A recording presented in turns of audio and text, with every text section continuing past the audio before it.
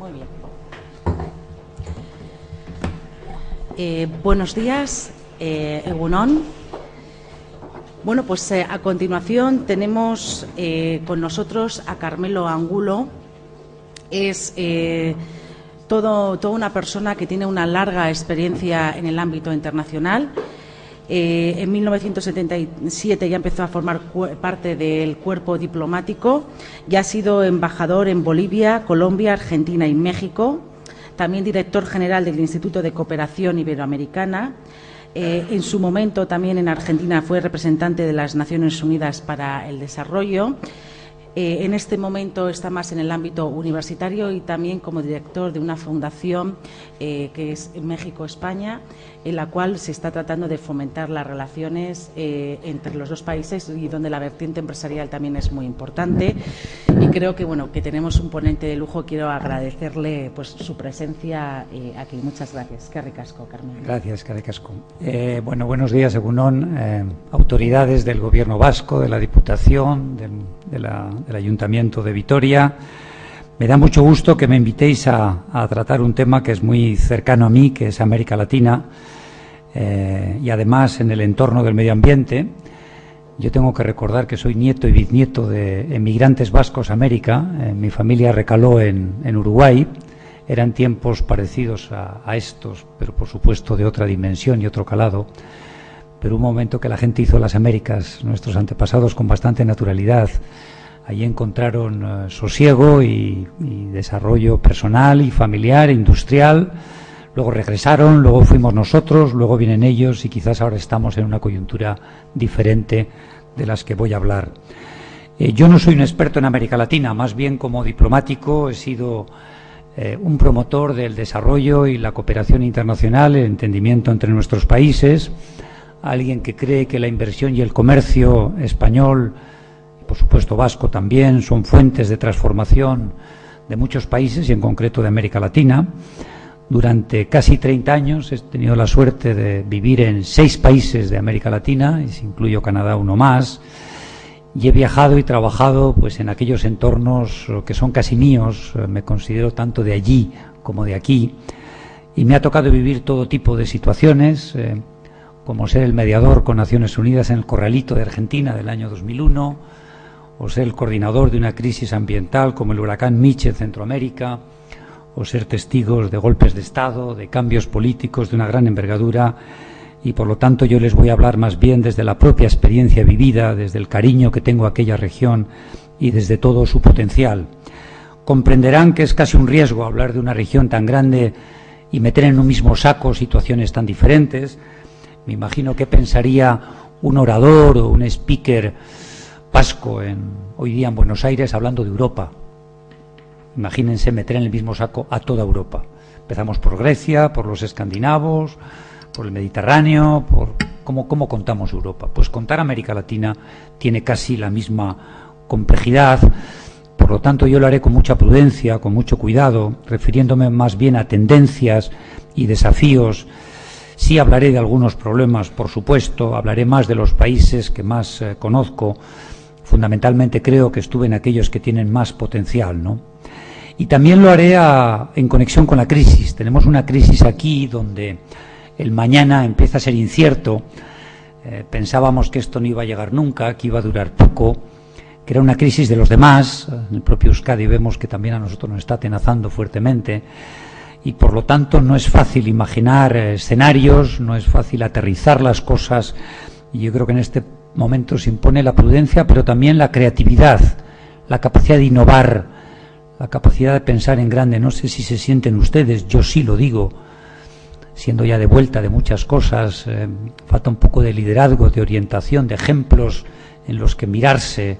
Estamos todos un poco aturdidos, nos está faltando capacidad de reacción, ¿no?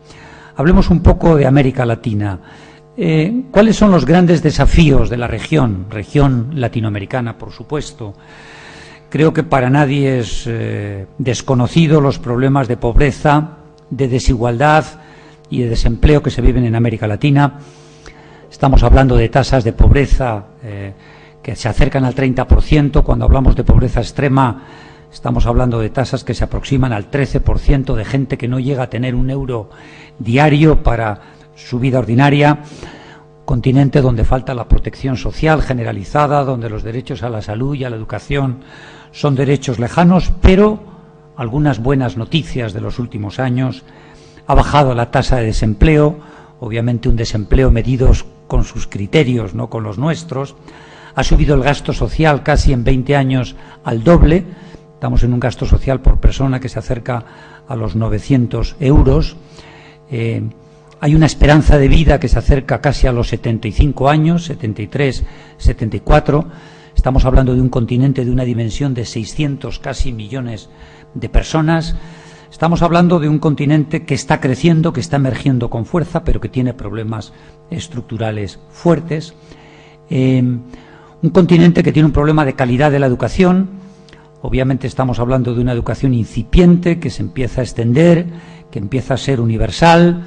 Todavía no existe un gasto fijo alto en infraestructuras. Los maestros, los títulos de maestros, no quiero decir a qué país que yo he vivido, se compran. La educación a veces no tiene la calidad que tenía que tener. Cuando miramos los rendimientos en pruebas como PISA y Enlace, vemos que todavía se está muy por abajo. El abandono escolar temprano es una clave. Hay un déficit de la educación profesional, que es la que permitiría cualificar a los jóvenes, pero, vuelvo a decir, hay unos islotes de una gran calidad educativa. Tenemos universidades de punta a nivel mundial. Quiero recordar que no hay ninguna universidad española en ninguna lista calificadas entre las 200 primeras del mundo, pero sí que hay varias latinoamericanas.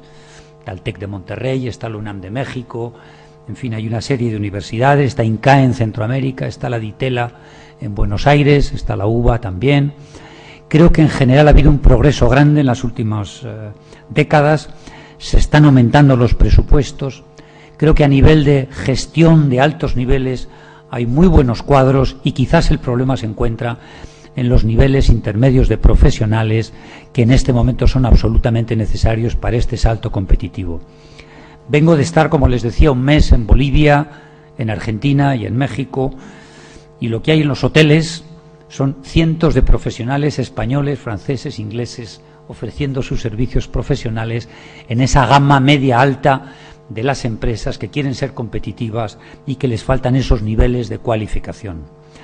En tercer lugar, tenemos una debilidad institucional fuerte. Nadie puede discutir que en América la democracia de primera generación está totalmente instalada, lo que serían las libertades públicas básicas, pero en general nos encontramos con una institucionalidad débil, asaltada por la corrupción, con una falta de estabilidad profesional y una politización enorme de lo que son los gobiernos y unos cambios bruscos de equipos que no permite una continuidad, lo cual da quizás una falta de respeto a las leyes, las culturas del no pago, de las deudas, de las coimas y las políticas de subsidios no necesariamente a los más pobres, sino subsidios regresivos como a la gasolina, al agua, la electricidad, la falta de políticas agroindustriales adecuadas y el desprestigio de la función pública, pero mejoras importantes en el desempeño de los gobiernos, mejores áreas de tributos, de aduanas, bancos centrales que empiezan a funcionar, grupos de gobierno sólidos que pasan calificaciones internacionales con buena nota, mejora general también de la institucionalidad. Sindicalismo muy tradicional y reglas laborales muy tradicionales y muy proteccionistas. A muchas empresas les cuesta mucho entender el entorno tan proteccionista laboral, pero al mismo tiempo una sociedad civil enormemente activa, organizada, que empieza a tomar el relevo de ese sindicalismo antiguo, que es casi empresa en cierta forma, y una sociedad organizada que denuncia, que pregunta, que ausculta, que propone. Y vemos los movimientos en México últimamente. Yo soy el 132, o el Grupo de Sicilia Antiviolencia, los jóvenes en Chile reclamando niveles diferentes de educación, los cacerolazos en Argentina de estos días, los grupos indígenas y medioambientalistas reclamando mejores políticas públicas, una sociedad activa que empuja, que pregunta, que apunta con el dedo a los gobiernos y que sirve para presionar hacia mejores políticas públicas. existencia de monopolios o cuasimonopolios en temas que están muy abiertos en otras partes, como hidrocarburos, electricidad, telecomunicaciones, por supuesto con diferentes características, pero que impiden a veces la libre competencia y elevan el precio de los factores industriales. Pero también un debate para la apertura, si es mejor privatizar o no privatizar, cómo se mantiene una empresa pública como Petrobras, que funciona, que tiene beneficios, todo el mundo pensando en esquemas más modernos para hacer el aparato estatal y la colaboración público-privada mucho más intensa. Infraestructuras deficitarias. Los que habéis recorrido América Latina os dais cuenta cómo nos podemos encontrar un aeropuerto como el de Sondica y, sin embargo, aeródromos donde aterrizan vuelos comerciales en malas condiciones, puertos, aeropuertos, carreteras. Todo está abierto a renovación. Hay una plena mutación que pasa por la educación, la salud, los asilos, las cárceles. Toda la estructura de América Latina está en este momento en mutación. Recursos naturales enormes. Estamos hablando de las principales biodiversidades del mundo, realmente de una fuerza enorme, con unos recursos incontables que ni siquiera los latinoamericanos son conscientes de lo que tienen. Falta de inversión pública suficiente para hacer falta estos retos. Falta crédito. El crédito es todavía escaso y muy condicionado a garantías muy difíciles de aceptar, como las rurales o las ganaderas o otras tantas, y por supuesto faltan políticas de promoción industrial, políticas de pymes, pero todo esto se está pensando, se está haciendo.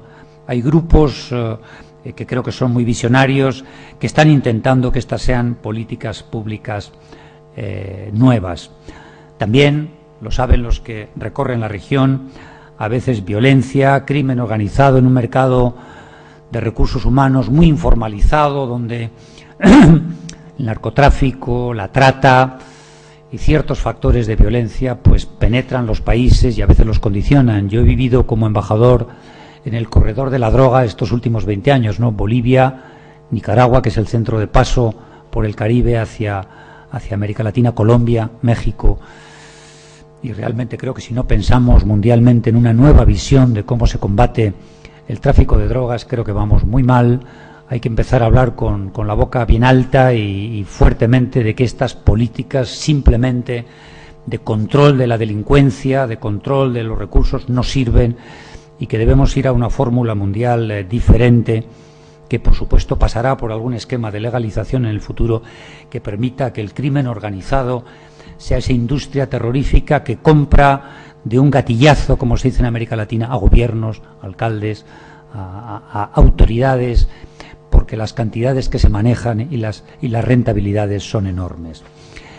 Somos, en consecuencia, pienso, o es América Latina un continente abierto. Hay unos desafíos formidables, pero la primera cosa que les quiero traer, y creo que es una buena noticia, las oportunidades son inmensas, formidables en todos los sentidos.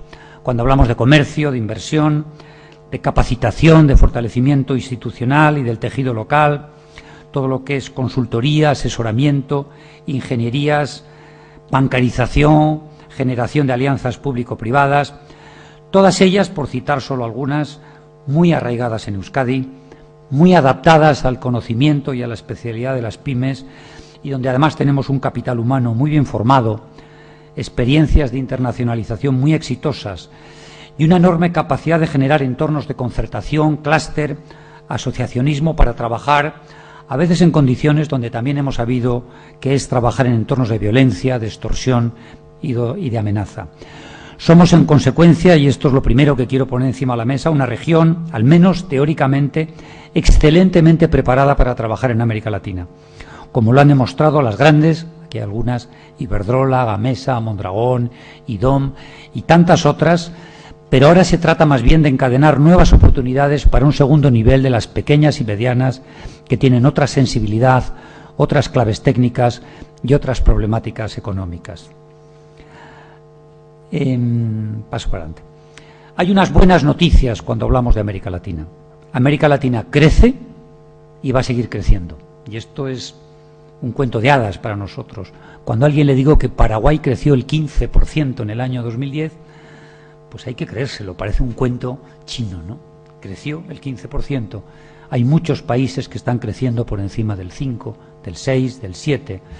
Crecimientos altos y sostenidos, derivados de lo que decía antes, un mejor gobierno, el alza sostenida que parece que durará toda la década de las materias primas, comercio en progresión, un clima de inversión interna y externa adecuado, potentísimas remesas que llegan de Estados Unidos y de Europa y que alimentan circuitos familiares y comunitarios importantes, una mayor productividad empresarial.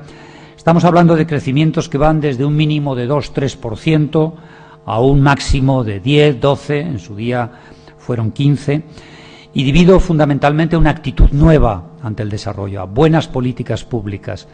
Y algo que me contaban en México hace algunos días, pero ustedes están acogotados, porque es la primera generación que tiene una crisis de esta naturaleza. Pero yo, que tengo 40 años, he vivido 5 o 6 como la suya. Estamos acostumbrados, reaccionamos rápido, inmediatamente le metemos el embrague a la situación y decidimos. Aquí a toda una generación nos ha pillado por primera vez casi desprevenidos y quizás nos faltan los resortes, incluso nos han ofrecido asesoría de cómo resolver este tipo de temas y nos miran con un poco de desdén, pensando que podríamos ayudarles a solucionar esta situación y a ver cómo se hace. México, Argentina, Brasil han vivido estas situaciones varias veces. Sin embargo, diremos que son buenas noticias, ma non troppo. El Fondo Monetario Internacional, el Banco Mundial, ya alertan que la crisis europea ha de ser sostenida si la recuperación norteamericana se retrasa. Se empiezan ya a ver primeras señales de agotamiento, de sobrecalentamiento en las economías latinoamericanas. De las predicciones que hablaban de un crecimiento del 4.5 para el año 2012, pasamos al 4.1, en las últimas semanas al 3.5, por la caída posiblemente del crecimiento de Brasil, por debajo del 3%, México apenas alcanzará el 4%, ningún país sobrepasará el 10%, Chile, Colombia, Panamá, Paraguay, los países que habían crecido, van a estar un poco por debajo de las expectativas y hay riesgo de que la región también empiece a sufrir los embates de una inversión europea más tranquila, del retorno de los ingresos y de las rentabilidades de las empresas. Uno de los grandes temas de la discusión pública en México es la repatriación de los capitales de los bancos y del negocio de los bancos para aquí. La gente dice, oiga, usted es un banco mexicano, reinvierta aquí, no se lleve el dinero. Debates que no estábamos acostumbrados y que realmente pueden generar algunas tensiones. Pero durante toda esta década, y este es otro mensaje que les envío, va a existir una tremenda demanda de recursos humanos cualificados, de tecnologías, de sistemas de gestión y planificación, lo que va a demandar muchísima inversión externa, fuertes créditos de la banca internacional, que se vuelca sobre la región. Estamos hablando del Banco Mundial, del Banco Interamericano, de la CAF, del Banco Centroamericano de Integración y de la banca local. Va a necesitarse desarrollos tecnológicos acelerados y mucha interacción público-privada para conseguir los beneficios y las transformaciones que se buscan. América Latina tiene unas externalidades que no nos las imaginamos, ¿no? Cuando uno ve la frontera entre México y Estados Unidos desde aquí, se imagina que es una frontera como la que tenemos con Francia, pero luego cuando se le cuenta que tiene 3.300 kilómetros, o que México tiene 9.000 kilómetros de costa, o que la mirada hacia el Pacífico de casi todos los países son miles y miles de kilómetros, no nos damos cuenta de lo que son las rentas logísticas de la región, los mares abiertos al mundo, los múltiples acuerdos comerciales que tienen esos países, que nos hacen tener una mirada no solamente hacia América, sino hacia el Pacífico, hacia Oriente, que quizás no la imaginamos, la idea de colectividades nuestras y de ellos implantadas aquí y allí. Yo creo que no nos damos cuenta de las ventajas comparativas muchas veces que tenemos en América Latina. La pregunta del millón es dónde canalizar los esfuerzos. Ya vamos a entrar un poco en materia. Y en primer lugar yo tengo que hacer una disección que la hago con muchísimo respeto, porque cada país tiene su valor, cada país tiene su perfil, y hay que saber jugar con todos y poder jugar con todos. A veces los entornos más difíciles son los más rentables, siempre que uno acierte en la fórmula y pueda entrar en buenas condiciones. Yo creo que las ventajas comparativas de Brasil, México, Chile, Colombia, Perú y Uruguay son fuera de todo orden. Estamos hablando, quizás salvo en el caso de Uruguay, de países de un gran tamaño que están traccionando la región por mucho tiempo, son los que poseen los grandes recursos básicos, naturales, son aquellos que tienen una gestión pública razonable, infraestructuras de un cierto nivel y, sobre todo, una cosa muy importante, niveles de seguridad jurídica razonables y estables y un nivel de capital humano que puede permitir una instalación de empresas, una instalación de negocios competitivos. Todos ellos, además, tienen rentas logísticas muy atractivas por ser o frontera con Estados Unidos, tener plataformas marítimas y, últimamente, algo que ha pasado desapercibido aquí, se acaba de firmar la Alianza del Pacífico entre Chile, Colombia, Perú y México, que supone la 9ª economía mundial y el 50% del total de las exportaciones americanas hacia el mundo. Cuidado con estos datos son absolutamente desconocidos para mucha gente. Tampoco es desdeñable, desde mi punto de vista, el excelente desempeño de países más pequeños como Paraguay, Bolivia, lo pongo un poco más entre paréntesis, aunque creo que sí, Panamá, Costa Rica y República Dominicana, que en una menor dimensión y de una manera más sectorializada están creciendo y haciendo bastante bien sus tareas y dando cabida a inversiones extranjeras y capacidades externas de ingeniería, consultoría y, por supuesto, también hablaremos más tarde del tema del medio ambiente. Casos aparte son, sin duda alguna, Argentina, Ecuador, Venezuela, quizás en alguna dimensión Bolivia, y no por meterlas en el mismo saco, sino porque sus sistemas de gobierno y gestión económica se han mostrado más proclives a la gestión estatal, las nacionalizaciones y las confiscaciones. Algunos casos recientes han sido muy llamativos. Aunque siempre digo, y he vivido en estos países, que con paciencia e inteligencia también hay espacio suficiente para los temas que no toquen los servicios públicos, quizás, o que no tengan demasiada visibilidad política.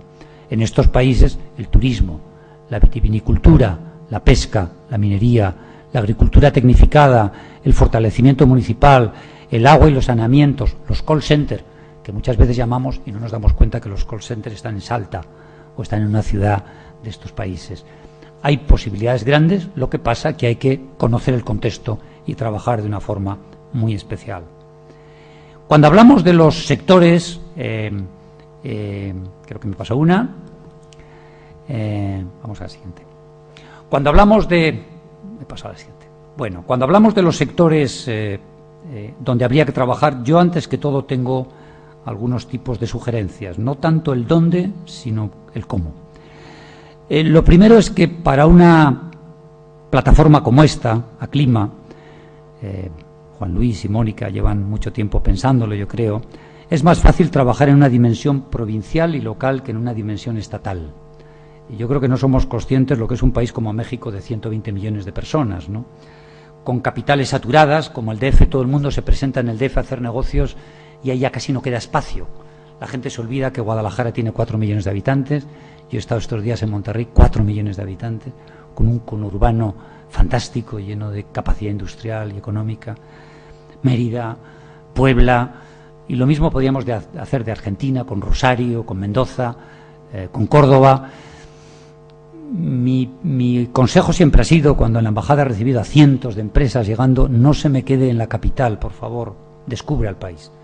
Donde hay territorios vírgenes, gente con muchas ganas de progresar, de modernizar, y yo creo que hay que tener cuidado porque en estas grandes ciudades ver a un alcalde, a un concejal, es tema de meses a veces, cuando a lo mejor en Santa Marta nos están esperando, nos reciben, nos tratan y nos atienden.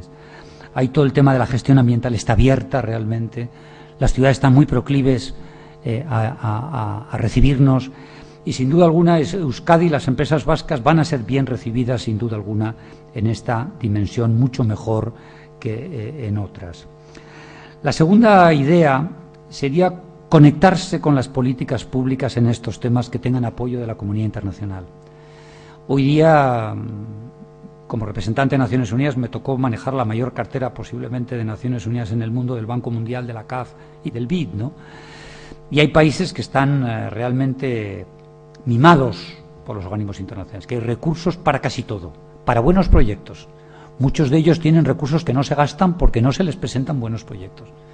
Entonces, no es lo mismo trabajar en un país que tenga credibilidad del Banco Mundial, del Fondo Monetario, de la CAF, del Banco Centroamericano de Integración, que en países que no son bien considerados, donde todo es mucho más difícil.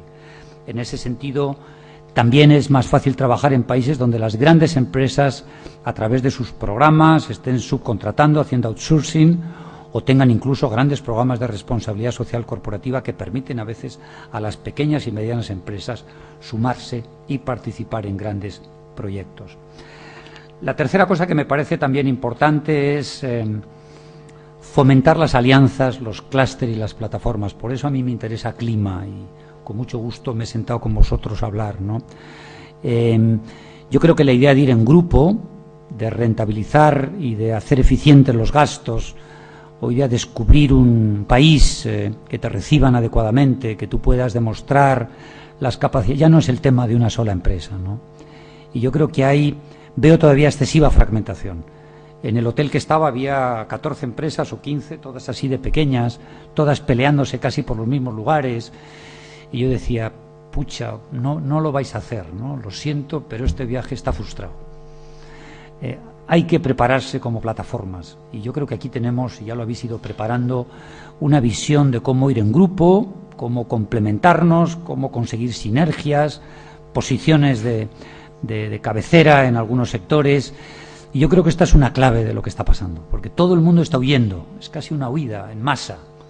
Y estos países que está lleno de extranjeros intentando buscar trabajo, de pequeñas empresas intentando colocarse. Por eso la idea de trabajar desde un clúster, desde una alianza, me parece absolutamente fundamental. Y por fin, ser pacientes.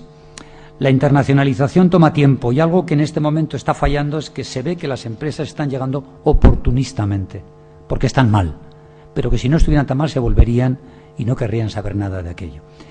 Y yo creo que, y he vivido casi 30 años en América Latina, la gente quiere que te mimetices con el territorio, que llegues para quedarte. El éxito de nuestros antepasados vascos en América Latina es precisamente que desde los veedores y los que manejaban la plata en Potosí se quedaron, se integraron, mantuvieron sus claves personales, pero se quedaron. Y esa sensación de que vienes a quedarte, a integrarte, a mimetizarte con el territorio es muy fuerte. Y yo creo que en este momento hay una sensación de provisionalidad. Vengo a ver si puedo dar un gran pelotazo, a hacer un negocio, a ver cómo paso este ciclo y luego me vuelvo a mi entorno calentito, conocido, donde yo trabajaba y sobrevivía perfectamente. Creo que esto no es solo un consejo, es casi un principio de trabajo cuando estamos hablando de América Latina. Siguiente tema. El riesgo en América Latina es alto. Y esta es una cosa que tenemos que saber trabajar en un contexto de riesgo. El riesgo es complicado porque si no acertamos en lo que hacemos, nuestros negocios pueden patinar. Me ha tocado manejar desde secuestros, invasiones de empresas, cierre, denuncias en la prensa, bloqueos a través de grupos de la sociedad civil. Y yo creo que el contexto para el riesgo es algo que debemos analizar seriamente. ¿Cuáles serían mis sugerencias? Primero, un análisis muy concienzudo del contexto y la coyuntura de los países en los que vayamos a trabajar. Y hacerlo además profesionalmente, con especialistas. Hoy día abres la red y te vas a encontrar muy buenos informes del Banco Mundial, de la CEPAL, del PNUD, informes de sociedad civil, de expertos, pero creo que eso no basta. Por ejemplo, en el tema de corrupción, en el tema del componente étnico de los países, te va a faltar información. Yo creo que hace falta algún viaje prospectivo, hace falta gente que conozca los entornos, que te ayude a introducirte para no cometer errores de bulto. Y la internacionalización rápida, para mí, puede cometer enormes errores de bultos. No dejen, por favor, y he estado muchos años en la embajada, ya sé que es algo sencillo de decir, pero de visitar las embajadas, las delegaciones del gobierno vasco allí donde las haya, que las hay en algunos países, los centros vascos, los centros de información. Hay gente que sabe realmente cómo trabajar en estos países. Lleva muchos años, les ha ido muy bien y por lo tanto hay que aprender de lo que ellos saben. Segundo elemento fundamental es acertar en la elección del socio local. No se puede trabajar en ningún país de la región sin un buen socio local. Y cuando estamos hablando de un socio local, hablamos de un socio respetado por las autoridades, conocido, con capacidad de influir, con capacidad de gestionar, con capacidad de relacionamiento. Y esto es la clave de casi todo. Si no hay un buen socio local, normalmente las operaciones se complican y a veces se puede hacer de muchas formas. Se puede hacer con un acuerdo de asociación, se puede hacer con una compra de capital, con el envío de personal especializado para trabajar allí. Yo creo que esto es importante. Mi experiencia de tantos años es que las empresas que han ido a pecho descubierto no les ha ido bien. Han tenido problemas más tarde o más pronto. Tercero, diversificar los socios y los aliados. Mucha gente se conforma con tener un socio local, pero no se da cuenta que en la ciudad donde viven hay universidades, hay instituciones, hay entidades de la sociedad civil. Lo más sostenible en América Latina, si me permiten en este momento, no son los gobiernos, son las universidades. Suelen ser estables, los rectores duran tiempo, la capacidad de investigación, de propuesta que tienen es alta. Los gobiernos cambian todos, no es como aquí, que queda la administración pública, los niveles 30 y los subdirectores y los técnicos, no, ahí se van hasta los conductores. Y cuando se van los conductores hay que empezar desde cero, porque se van los conductores y no quedan archivos además, y hay que empezar de cero muchas veces. Por lo tanto hay que buscar socios nuevos y a veces no pensamos en las universidades, que a mí me parecen unos socios, siempre lo propongo como excelentes, sobre todo en aquello que lleva algo de I+D, +I, que lleva planificación, que lleva estudio. Por fin quería decirles que cuiden la comunicación, los que van a ir y las relaciones públicas con los actores de sociedad civil. Tengo un caso de una empresa española en una ciudad cercana a México y además de origen vasco, cercada por los manifestantes, que no conocía a nadie, que nunca había explicado lo que quería hacer, estaban tratando desechos radioactivos complejos, una planta que costó 20 millones de euros. Tú no puedes abordar un proyecto en una ciudad de 30.000 habitantes de manejo de residuos tóxicos y no comunicar con la población. En último caso, si te enteras que no te van a dejar trabajar, te tienes que ir antes de hacer el proyecto. Pero no puedes gastar 20 millones de euros y luego ponerte ante la tesitura de que no te dejen trabajar y que tengas que cerrar o ir al CIADI a hacer una reclamación ante el Banco Mundial a ver si consigues recuperar el dinero. A veces nos falta esa capacidad de comunicación.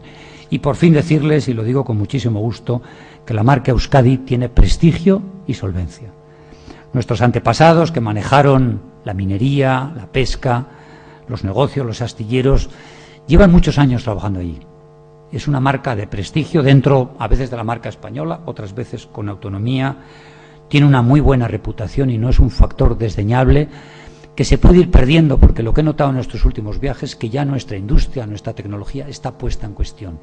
Hace unos años nos paseábamos como el país ejemplo, el que había hecho una transformación democrática, tecnológica, económica extraordinaria, y mucho me temo que nos empiezan a meter en el pelotón de los países intermedios.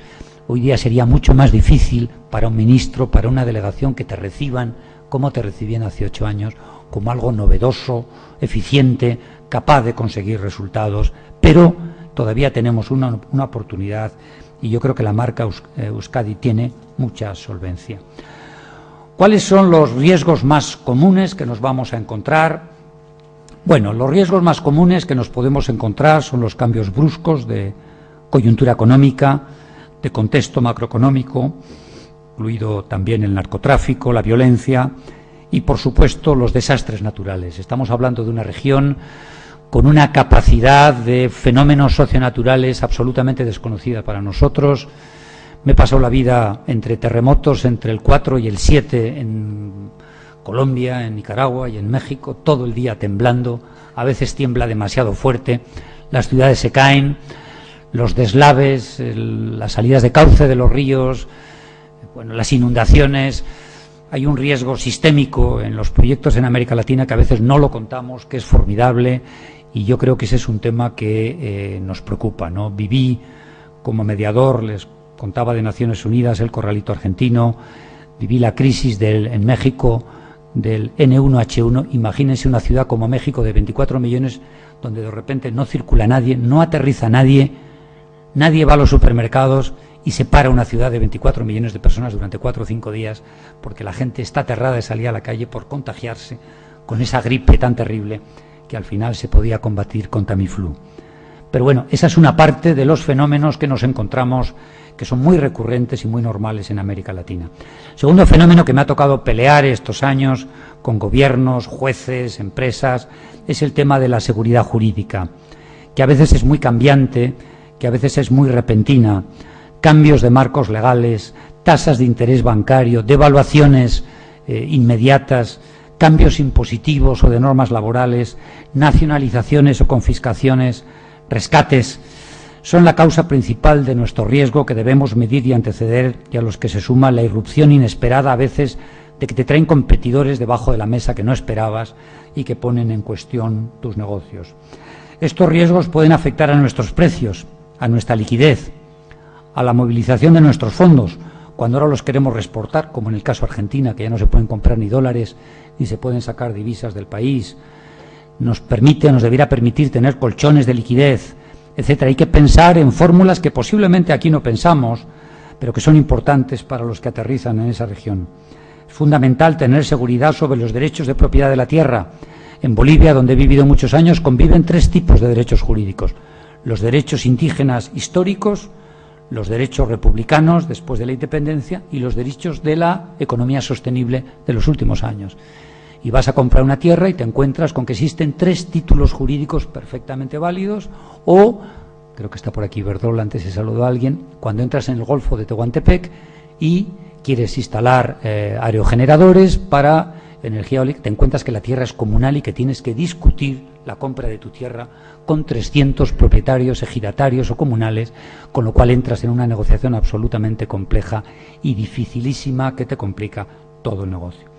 Hablaríamos también de la corrupción que existe en todas partes, estamos a veces rodeados de ella, y decirles que, sin embargo, hay 2 o 3 países que en el índice de transparencia internacional del año 2010 están por delante de España, como son Chile, como son Uruguay, y bastante bien clasificados México y otros países. Aunque hay una percepción de corrupción masiva, creo que hay nudos nuevos que se empiezan a desatar, empieza a ser un fenómeno contra el que se lucha, la judicatura empieza a interesarse y a operar contra la corrupción, pero sin embargo hay que tenerlo en mente. Y por fin, ¿qué les voy a decir? La seguridad física de inmuebles, plantas y personal técnico tiene que ser siempre considerada, dados los niveles de violencia e impunidad que hay en muchos países de América Latina. He visto ataques a intereses nuestros en muchos lugares, demandas, problemas de todo tipo, y ahí hay que tomar precauciones. La primera sería contratar y trabajar con personal local.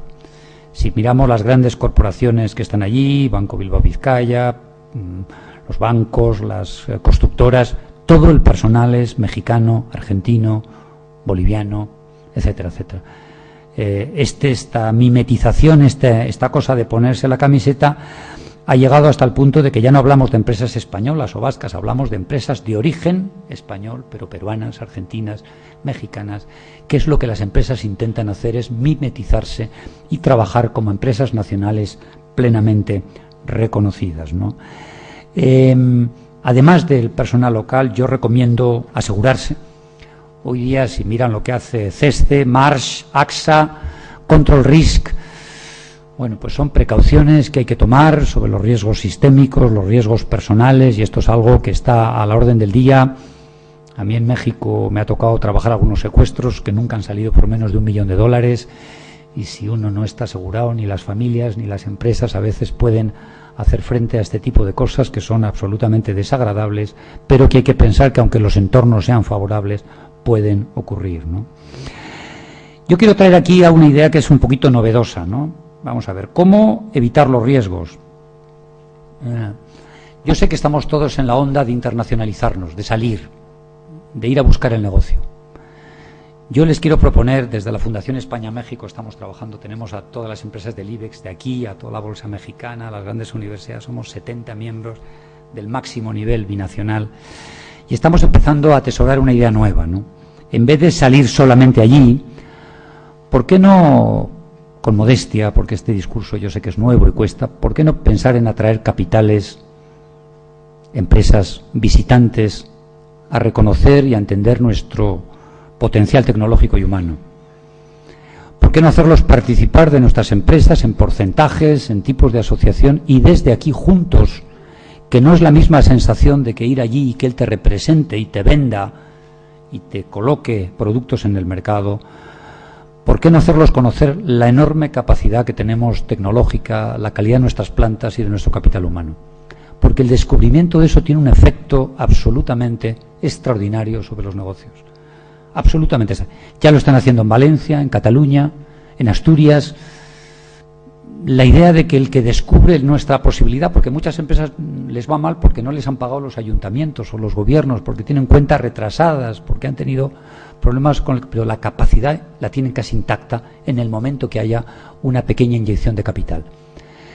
Y les puedo decir que el dinero ocioso que hay en un México, en una Argentina, en un Brasil es absolutamente sorprendente. Yo me senté con un señor que tiene 9 aeropuertos de México y me decía, yo en este momento contrataría 300 arquitectos o ingenieros aeronáuticos en España, ya. Y me podría hacer con algunos aeropuertos si fueran rentables. De repente, los bienes físicos, las plantas industriales, la propiedad, las casas, la vivienda, en general, todo está, si vemos el IBEX, está a un 50% del valor de hace 2 años. De repente, empieza a ser interesante comprar en España, participar en los capitales y estar. Y yo propongo empezar a pensar de otra forma. Yo lo hablaba con Mónica, porque salir, primero tienen que recibirte, luego tienes que colocar tu producto, tienes que competir altamente. Sin embargo, cuando la gente descubre lo que tenemos aquí, cómo estamos organizados, el valor de nuestro capital humano, yo creo que esta es una manera nueva de verlo. Y lo propongo aquí porque este grupo particularmente podría hacer eso. Evidentemente os ha pasado ya con alguien que habéis traído, que de repente se ha quedado impresionado de lo que ha visto e inmediatamente se ha sumado a querer trabajar con vosotros. La otra idea que tengo que decirles es que o entendemos los contextos que son difíciles, extraños, a veces adversos a lo que pensamos, pues va a ser difícil. Aunque en todos los países hay nichos de prosperidad, nichos de seguridad. Por ejemplo, el DF, si yo les digo que 4 zonas del DF son más seguras que Bilbao, que Madrid, me van a decir, este tipo está loco. Pero yo acabo de estar, me he recorrido la ciudad de noche y de día con mi mochila, nadie me conocía, me he puesto mi boina, y si uno anda en el DF por Condesa, por Polanco, por la Roma, por el centro, por Coyoacán, que es 7 veces Bilbao y 3 veces Madrid, está perfecto. Obviamente tú no te meterías en ciertos barrios, pero tampoco aquí, tampoco en Madrid, tampoco en Barcelona. Entonces, entender los contextos, no tenerles miedo. A veces tenemos unos prejuicios sobre países, sobre ciudades, que son muy difíciles. Acertar en las alianzas y socios, esto ya lo he dicho, me parece que es absolutamente fundamental. Coadyuvar a la generación de confianza y a la generación de marcos jurídicos y entendimiento social. La empresa, cuando va a trabajar en un entorno de debilidad institucional, no puede operar como aquí, donde todas las reglas del juego, lo que llamaríamos el capital social, está bastante claro. Inevitablemente hay una tarea educadora, asociativa, de compromiso con la sociedad en la que vivimos, que ahí tenemos que desarrollar. Porque ahí está parte de la confianza que nos vamos a ganar hacia nuestros productos y nuestros mercados. Hay empresas que lo han hecho muy bien. Si Telefónica no hubiese tenido el programa ProNiño, que cubre a 400.000 niños en América Latina, si otras empresas no hubiesen tenido problemas con sus comunidades respectivas o proyectos de acercamiento a sus... El contexto te pide una relación con la sociedad absolutamente diferente. En suma, estamos hablando de media o alta complejidad, una seguridad jurídica en evolución, crecimiento en alza y sobre todo enorme potencial para nuestras ventajas comparativas. Les voy a hablar un poco de lo que yo veo del tema medioambiental específicamente. No lo he querido escribir porque este tema es un poquito más complejo y más difícil. El tema medioambiental está absolutamente establecido en América Latina. Yo diría que es una región sobrediagnosticada. Ayer intenté contar el número de informes que ha habido en la región después de la cumbre, que vamos a hacer 20 años, de la cumbre de Río del año 92, y me superó la idea de poderlos clasificar. Informes, encuestas, políticas públicas, el salto ha sido enorme. El tema medioambiental está instalado en las políticas públicas de una forma clara y ha ayudado mucho la recurrencia de los desastres naturales, todo el tema de la polución y la deforestación de las ciudades y de los campos, el turismo y la naturaleza como punto de choque, la minería, los hidrocarburos, que han levantado un enorme debate y una conciencia ciudadana y pública en torno al medio ambiente. El debate hoy día es sesgado y maniqueo, de alguna forma. Cuando hablamos de los gobiernos, persisten sectores puramente institucionalistas, permisivos y algunos focos de fundamentalismo también en los gobiernos. A mí me tocó vivir en América Latina en los 90 el debate entre el gabinete social y el gabinete económico. Gabinete social absolutamente despreciado, consenso de Washington en plena ebullición. Hoy día los gabinetes sociales y los económicos trabajan juntos y en una cierta armonía. Los gabinetes ambientales se han quedado un poco desfasados y no logran todavía incorporarse y trazar esta matriz transversal a la visión de desarrollo, que es la que plantea el desarrollo sostenible. En la sociedad civil, dos bloques: el bloque fundamentalista, que está basado en la denuncia, nada hay que tocar, ningún recurso es transformable, y ahí nos vamos encontrando con bloques muy duros que están expulsando a la minería, al sector de hidrocarburos, generando tensiones muy fuertes, hasta los sectores más conservacionistas, donde la negociación, el pacto, el uso razonable y equilibrado de recursos está siendo una posibilidad. En los organismos internacionales, dudas, porque giran entre los dos principios más radicales y más conservacionistas. En muchos sitios se ha instalado en los medios de comunicación la idea de simple denuncia, sin ninguna construcción y ninguna posición constructiva hacia el futuro.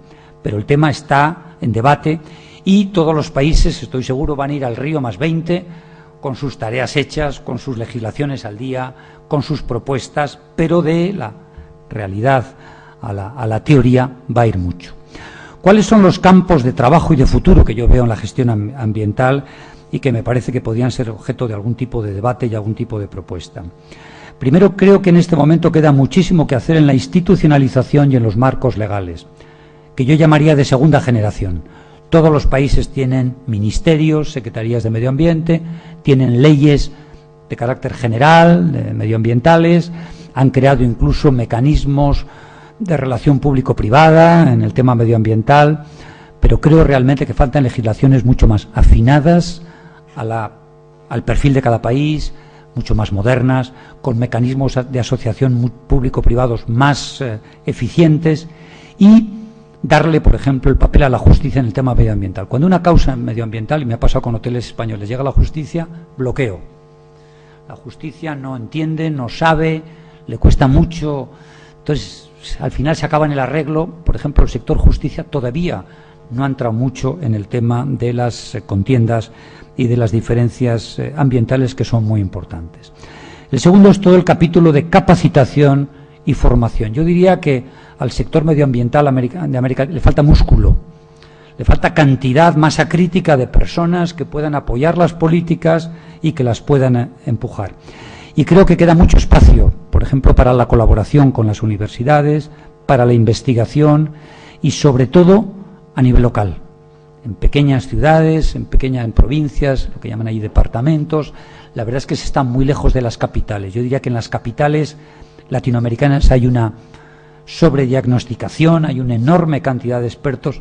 A nivel local realmente hay mucha menos gente. Tercer tema sería la adquisición de tecnologías adecuadas y limpias. Entonces aquí el sistema es enorme, lo que se puede hacer. Estamos en los sistemas de información y de alarma temprana. Estamos en el tema de generalizar renovables, porque han quedado instaladas en algunos puntos del país, pero no se ha generalizado.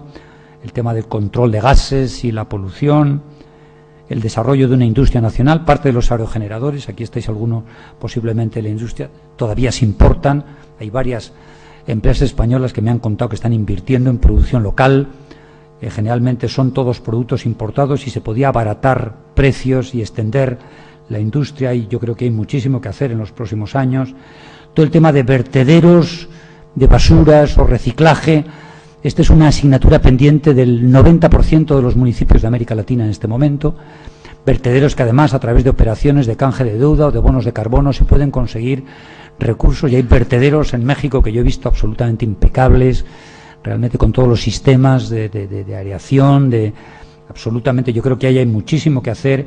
Y luego no digamos ya en temas más sofisticados, que son casi nuevos: reciclaje de vehículos, envases, equipos informáticos y sustancias tóxicas. Realmente este es un tema absolutamente nuevo, donde se puede avanzar mucho, donde se podría ir con una propuesta articulada para ofrecer a un grupo de municipios grandes conseguir un cambio muy grande. Cuarto capítulo sería agua, saneamientos. Yo creo que todo el tema de acueductos ha sido una de las grandes inversiones del Banco Mundial y de casi todas las cooperaciones, pero todavía queda mucho por hacer. Limpieza de ríos y cauces y dragado de puertos, donde existe realmente poca capacidad y una necesidad de experiencia, maquinaria, equipamiento extranjero. Recuperación de costas. Los que habéis viajado a México, a Cancún, veis que el relleno de costas es constante. Es verdad que el agua está subiendo centímetro a centímetro, galopando en muchas de las grandes playas de América Latina, pero el relleno de costas en este momento se ha convertido en una gran industria costosísima, que ha permitido, por ejemplo, que en todas las playas de Cancún se ha hecho una inversión multimillonaria para que Cancún pueda ser todavía un destino turístico, porque ya no tenía playas, se las comieron los últimos huracanes. Y lo mismo en todo lo que sería prevención de desastres naturales, todos los sistemas de prevención que están en mantillas en una región que es atacada constantemente por los desastres naturales. Hablaríamos en un quinto capítulo de agricultura y ganadería sostenible. Realmente hay el avance y lo que se puede hacer es formidable. Todo lo que sean regadíos, semillas mejoradas, fertilizantes, luchas de plagas, inseminación sostenible. Yo creo que aquí hay un campo también. Aquí tenemos muy buenas industrias. Yo, que tenía una pequeña finca en Bolivia, conseguí una mejora enorme ganadera a través de la inseminación de la planta que hay aquí en el Parque Industrial de Bilbao. Bueno, ahí hay posibilidades enormes. A veces ni siquiera nos damos cuenta de cómo podríamos trabajar. Y por fin tenemos dos sectores que me parecen importantes, que son los servicios ambientales, donde en legislación, capacitación, el tema de gestión de deuda por medio ambiente, los bonos de carbono, yo creo que ahí realmente se está entrando. Aquí tenemos una experiencia y una capacidad de negociación por la relación que hemos tenido con la Unión Europea, los bancos, que es enorme. Y no quisiera dejar el tema de vivienda y urbanismo, la eficiencia energética, las ciudades sostenibles, que se ha convertido realmente en uno de los temas, de los lemas de trabajo de casi todos los alcaldes de la región. Por eso, y hemos hablado con Aclima muchas veces, el proyecto de ciudades sostenibles del BID se convierte en un proyecto importante, porque es una selección de ciudades que están transformándose, que posiblemente no han recibido todavía la atención que tenían que tener y que han tenido muchas veces las ciudades capitales. Estamos hablando de ciudades 300.000, 400.000, hasta 1 millón de habitantes, que están en pleno desafío de infraestructuras, de cambios de perfil, y donde yo creo que realmente nuestras empresas y nuestras industrias podían hacer una tarea realmente de apoyo enorme. Por lo tanto, y termino con esto, y quizás podemos abrir algún turno de preguntas, no me quiero ir más lejos, las oportunidades son enormes. Las oportunidades son enormes. A pesar de un contexto complejo, de posibilidades de que el crecimiento y que algún país asome a la crisis en los próximos años. Yo el otro día estaba en Monterrey, y saben que Monterrey es una gran ciudad, además una ciudad muy americana, 4 millones de habitantes. Están las 6 o 7 de las grandes empresas multilatinas, Cemex, FEMSA, Alfa, y me decían, échenos una mano en todo. ¿Cómo abordamos el tema de la seguridad ciudadana? ¿Cómo abordamos el tema de transparencia? ¿Cómo abordamos el tema de ciudadanía? La mejora del transporte. Un municipio como Monterrey, cuya renta per cápita, sobre todo cuando alguien va a San Pedro de Garza, era de $25.000 per cápita, la más alta de América Latina. Desde ahí hasta abajo uno puede recorrer cualquier ciudad con los mismos problemas. Y ahí no acude la gente. A Monterrey no va la gente. Y este grupo podía trabajar solamente en Nuevo León, digo por poner, o en Jalisco, que no va nadie tampoco, y tenemos Guadalajara, que tiene también 4 millones de habitantes. Entonces hay que buscar el nicho y la oportunidad. Esta idea de los paquetes integrados, de ir con paquetes integrados, que lo puede hacer un clúster, llevar 4 o 5 paquetes con una buena dirección y una coordinación, que venda este tipo de productos bien enlatados y bien presentados, incluso haciendo algo que está empezando a funcionar en México, en Brasil, en Chile, productos ofrecidos a varias ciudades al mismo tiempo, ciudades que van a evitar los problemas que hemos tenido nosotros, hacer 4 aeropuertos, 5 autopistas, 3 radiales, y van a poder evitar esos problemas que hemos cometido porque tienen una cercanía que permitiría pensar en servicios integrados. Jugar con las universidades, por favor, porque tenemos grandes universidades, muchísimo talento que se viene. Ir a ver el TEC de Monterrey yo dudo que tengamos una universidad como el TEC de Monterrey, posiblemente en el territorio ancho que nos rodea, una universidad de 170.000 alumnos que ha creado una universidad de élite, una universidad de clase media que es Milenio y una universidad comunal para llegar a través de Internet a las 700 comunidades de México y poderles acercar productos, enseñanza, capacitación, ¿no? Con un centro de lucha contra el cáncer de primer nivel mundial, con un centro de infraestructuras, con un centro de conocimiento realmente espectacular, ¿no? Entonces, bueno, estos son los nuevos actores que hay en muchas partes de América Latina y a los que hay que acercarse y a través de ellos intentar participar en las políticas públicas. Y termino con un mensaje que les pasé desde el principio: traigamos a la gente a que nos conozcan, porque al descubrirnos y al trabajar con nosotros y al ser parte de nuestro capital y al inyectarnos quizás algunos recursos que nos faltan para no tener que cerrar o hacer ERES o poner a la gente en la calle, vamos a poder trabajar con ellos allí de una forma corresponsable y no de una forma diferida, porque cuando estoy allí, bueno, no te veo, no sé lo que hago y mucha gente considera que esa gerencia diferida no es eficiente. Yo creo que esto es un reto. Tenemos aquí autoridades de los gobiernos. Yo sé que los recursos del Estado, de las comunidades autónomas, están contra las cuerdas, que hoy día financiar ferias, financiar misiones, financiar delegación es complicado, pero ojalá se pueda sacar la parte que les corresponde, que no creo que sea mucha, a ver cómo se podría estirar para hacer este esfuerzo, una política pública que permita que esto se pueda regenerar relativamente pronto y que estas oportunidades con los países más cercanos, que pienso que son estos, perdonen, que son estos, yo creo que puedan tener una oportunidad. O sea que con esto termino. Les agradezco y con mucho gusto, si hay alguna pregunta, la contestaría para intentar dar alguna explicación suplementaria. Muchas gracias.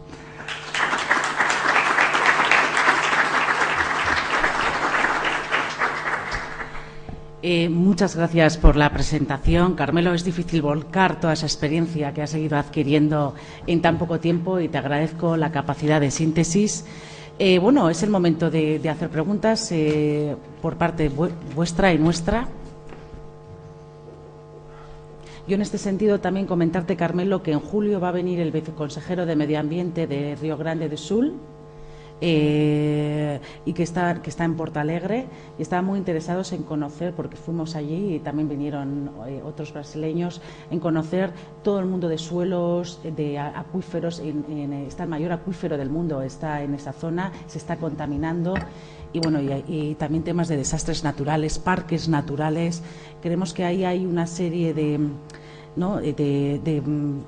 panel de posibles proyectos que bueno, que queremos vender. Siempre tenemos mucha suerte porque las autoridades a todos los niveles nos ayudan siempre a presentar, y lo haremos. Y quizá donde tengamos que sofisticarnos es una vez que nos visiten, luego también cómo cerrar y vendernos mejor cuestiones concretas, con esa corresponsabilidad. Yo creo que ahí también tenemos que dar un salto. Enseñamos, pero a veces es difícil articular, y esa corresponsabilidad la tenemos que trabajar también internamente con esos paquetes. Y bueno, y con conocimientos también como los tuyos que nos están ayudando. ¿Alguna pregunta? Muchos de ustedes tienen experiencias personales, seguro complejas, algunas positivas, pero mi llamamiento es positivo, es que hay un momento fundamental. Sí. Juan Luis, sí.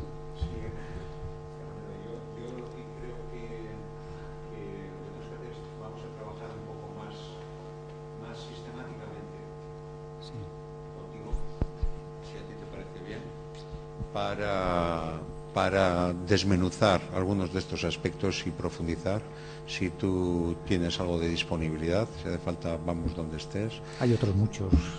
Bueno, pero también contigo. Sí, quiero decir que esto no se queda aquí en una conferencia. Hemos hablado muchas veces, pero yo creo que quizás tenemos un grupo de trabajo de ciudades sostenibles, tenemos otro de nuevos negocios, tenemos uno de internacionalización. Bueno, pensaremos internamente cómo, pero yo creo que todo ese caudal de conocimiento y relacional que puedas tener tú, lógicamente sería cuestión de hablar, intercambiar y ver de qué manera, como decimos aquí, le sacamos astillas, ¿no? Sacamos rendimiento a todo eso.